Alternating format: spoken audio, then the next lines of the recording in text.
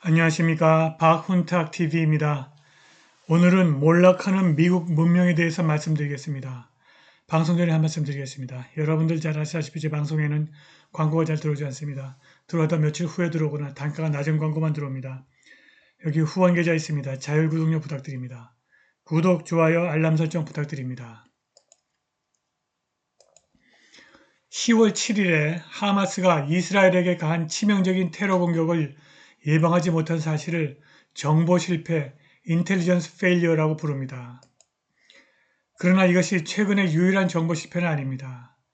미국에 대한 9.11 테러 공격 이후 미국의 정보 실패와 재조직을 조사한 브루킹스 보고서에 따르면 9.11 이후 선출직 공무원과 국가안보정보가로부터 일반 시민에게 이르기까지 모든 사람들이 한 가지 질문을 했습니다.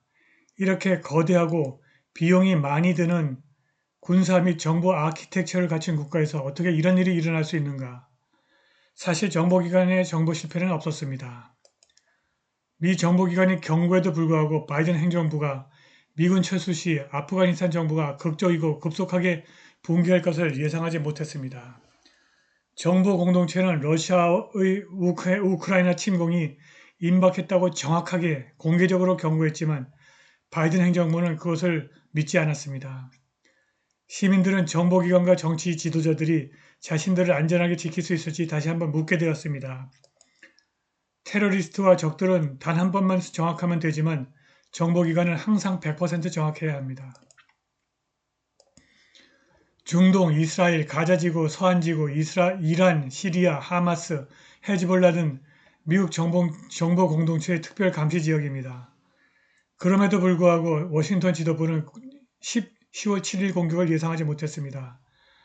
일주일 남짓 전 백악관 국가안보보좌관 제이크 설리반은 오늘 중동 지역은 지난 20년 전보다 더 조용하다고 말했습니다. 미국 정보기관의 실패는 세 가지 요소가 있습니다. 첫째, 가장 중요하게도 정보 공동체가 정치적 부담을 갖게 되었고 미국인을 보호하는 임무에 초점을 맞추지 못하고 대신 당파적 정치에 참여하게 되었습니다. 둘째, 정보 공동체가 휴민트 즉 인간의 첩보 수집이라고 하는 어렵고 위험한 세계보다는 테친트 즉 기술적 첩보 수집에 초점을 맞추고 있습니다. 셋째, 적들이 개발하는 새로운 위협을 예측하고 이해하는 데 있어서 창의성이 부족해서 계속해서 어려움을 겪고 있습니다. 정보 공동체, 인텔리전스 커뮤니티가 심각하게 정치화되었다는 것은 의심의 여지가 없는데 불행하게도 이러한 정치적 부패는 줄어들 기미를 보이지 않습니다. 9.11 이후 확인된 두 번째 주요 단점은 앞서 언급한 바와 같이 미국이 위성, 사이버 도청과 같은 기술적인 정보 수집에 지나치게 의존해서 전체를 아우르는 통찰력을 놓친다는 것입니다. 하마스는 서방 보안 서비스가 기술 수집에 의존하는 점을 이용했을 수 있습니다. 오사마 빈 라덴은 전자통신 사용을 거부하고 메시지 전달을 위해서 택배에 의존했습니다.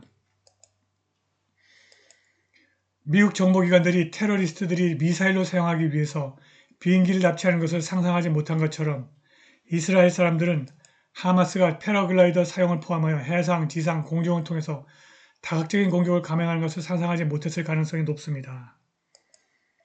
서구뿐만이 아니라 한국도 정보 활동을 어떻게 수행해야 할지 다시 한번 검토해야 합니다.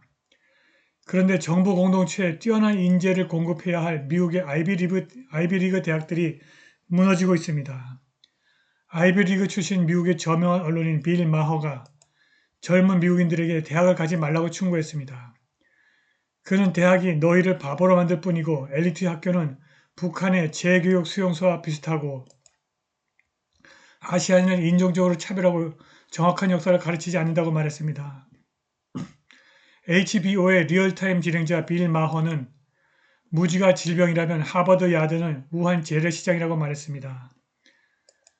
그는 교양교육의 가치를 아는 아이비리그 졸업생으로서 미국의 젊은이들에게 한 가지 조언을 드리고 싶습니다.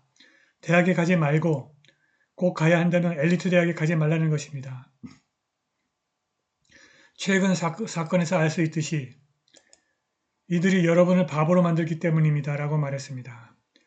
마허에 따르면 엘리트 대학은 모든 종류의 급진 좌파, 반자유주의, 분리된 기숙사, 분리된 졸업식 및 오리엔테이션 프로그램이 흐르는 강 하구입니다. 실제로 미국에서 거짓이 진실을 뒤덮고 있습니다. 터커 칼슨이 3년 넘게 철저하게 조사한 논쟁의 주제였던 조지 플로이드의 죽음을 둘러싼 상황에 대해서 언급했습니다. 칼슨은 조지 플로이드가 인종차별주의자 백인 경찰 데릭 쇼빈에 의해서 살해됐다는 주류 언론의 주장이 거짓임을 밝혔습니다. 2020년 5월 25일 흑인 남성 조지 플로이드가 경찰에 체포되던 중 사망했습니다. 영상에는 데릭 쇼빈 경관이 플로이드의 목을 9분 넘게 무릎으로 누르고 있었습니다. 이로 인해 미국 전역에서 블랙 라이브스 매터라고 하는 깃발 아래 경찰의 잔혹행위에 반대하는 광범위한 시위가 벌어졌습니다. 그 결과 쇼빈은 2급 우발적 살인, 3급 살인, 2급 과실치사 혐의로 유죄 판결과 함께 21년의 징역형을 선고받았습니다. 터커 칼슨은 그의 쇼에서 미네소타주 헤네핀 카운티에서 나온 새로운 법원 사건 정보를 공개했습니다. 플로이드나 쇼빈과는 직접적인 관련은 없지만 이 사건은 해당 지역 검사 에이미 스위지의 증언과 관련이 있습니다. 문서와 증언 중에서 스위지는 플로이드가 사망한 다음 날 헤네핀 카운티 검시관 앤드류 베이커 박사가 나눈 중요한 대화에 대해 논의했습니다. 베이커 박사는 플로이드의 목에 중요한 구조에 어떠한 부상이 있었다는 의학적인 소견은 없었다고 말한 것으로 알려졌습니다. 질식이나 목졸림의 의학적 징후가 없었다는 것입니다. 공식 부검 결과에 따르면 조지 플로이드는 살해되지 않았다. 그의 경우에는 수십 년간의 약물 사용과 그의 마지막 날에 그의 체내에 펜타닐의 치명적인 농도가 있었다. 이것은 또 다른 마약 범죄였다. 검시관은 이를 명확하게 이해했고 실제로 이를 명확하게 설명했다. 라고 터커 칼슨이 말했습니다. 미국이 2008년과 2009년 이후 최악의 금융위기의 초기 단계에 있으며 앞으로 몇 달 동안 상황은 더욱 악화될 것으로 예상됩니다. 10월 첫째 주에만 미국 은행들이 무려 54개 지역 지점을 폐쇄했습니다.